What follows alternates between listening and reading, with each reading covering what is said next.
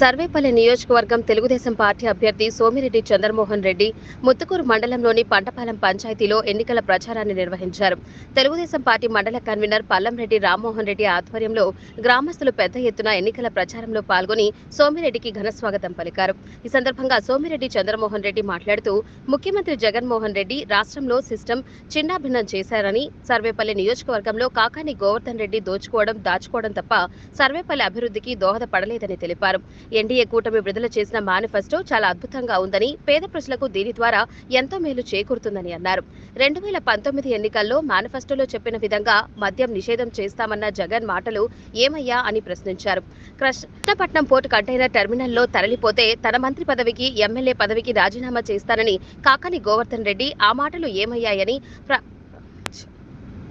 పరిశ్రమలలో స్థానిక యువకులకు 75% రిజర్వేషన్ కల్పిస్తామన్న మాటలు ఎలా పోయాయని, తెలుగుదేశం ప్రభుత్వం ఏర్పాటైన తరువాత పేద, బడుగు, బలహీన వర్గాలకు ఖచ్చితంగా న్యాయం చేకూరుస్తామని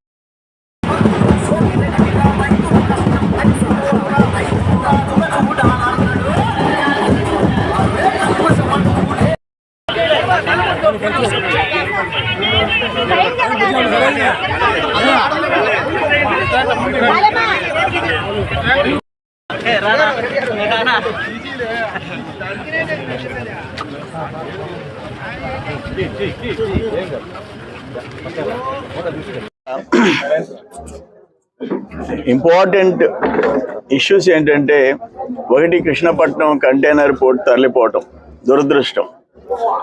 2 అటు బల్క్ కార్గో, బొగ్గు, బూడిద, ఐరన్ ఓర్ మొత్తం కాలుష్యమయం అయిపోవటం, ప్రజలందరూ నరకయాతన అనిపిస్తున్నారు, ఆరోగ్యం, దిగుబడి దిగిపోవటం, అన్ని విధాల. ఈ పామాయిల్ ఫ్యాక్టరీస్లో కూడా వాళ్ళ పొట్టు తగలబెట్టి దుమ్ము వస్తుందని చెప్తున్నారు.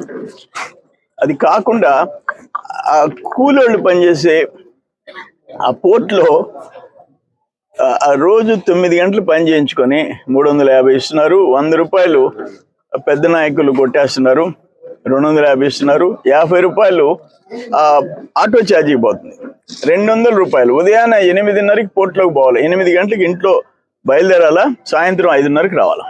It's unfortunate. ఇటువంటి పరిస్థితి మనం ఎప్పుడు చూడలే. ఇది కనీస వేతన చట్టానికి తూట్లు పొడిచారు.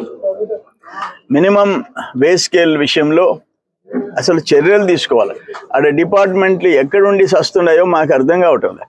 ఏం చేస్తున్నాయి అసలు? టోటల్ సిస్టమ్స్ అన్నీ ఫెయిల్ అయిపోయినాయి జగన్మోహన్ రెడ్డి ప్రభుత్వంలో. ఇక్కడ లోకల్ మంత్రి దగ్గర నుంచి కింద వాళ్ళ వరకు ఎట్ట దోచుకోవాలనేది ఒక్కటే మిగులుతా ఉంది. కానీ థర్మల్ స్టేషన్స్ కానీ, అటు కృష్ణపట్నం కంటైనర్ పోర్ట్ విషయం కానీ, ఇటు పామాయిల్ ఫ్యాక్టరీస్ కాలుష్యం విషయం కానీ, వీటన్నిటిని టేకప్ చేస్తాం. ఎవరైతే ఆ లారీలకు పట్టగడితే 100 రూపాయలు నాయకులు కొట్టేసి 50 రూపాయలు ఇస్తున్నారో, ఇక్కడ 350లో 100 కొట్టేసి 250 కూలీలకు ఇస్తున్నారు. వీటన్నిటి మీద చర్యలు తీసుకుంటాం. పేదోళ్ళకి న్యాయం జరిగేటట్టు చూస్తాం. ఈ ప్రాంత వాళ్ళకి ఈ కాలుష్యం ఎంతవరకు తగ్గించాలో ఆ చర్యలు తీసుకుంటాం. దాంట్లో రాజీ పడే ప్రసక్తి లేదు. ఇక్కడ SEZ కృష్ణపట్నం SEZ దాదాపు 6,000 ఎకరాలు ఉంది. ఈ ప్రభుత్వం వచ్చిన తర్వాత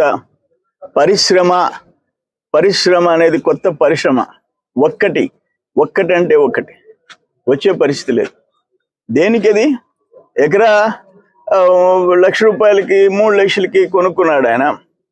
ఎందుకు అక్కడ పెట్టుకున్నాడు 1000 ఎకరాలు. ఈరోజు దాని విలువ పెరిగింది. ఆ రైతులేమో ఆ భూములు పోగొట్టుకున్నారు. అసలు దాని మీద చర్యలు దేనికి? SEZ పరిశ్రమలు ఎందుకు తేలేకపోతున్నారు?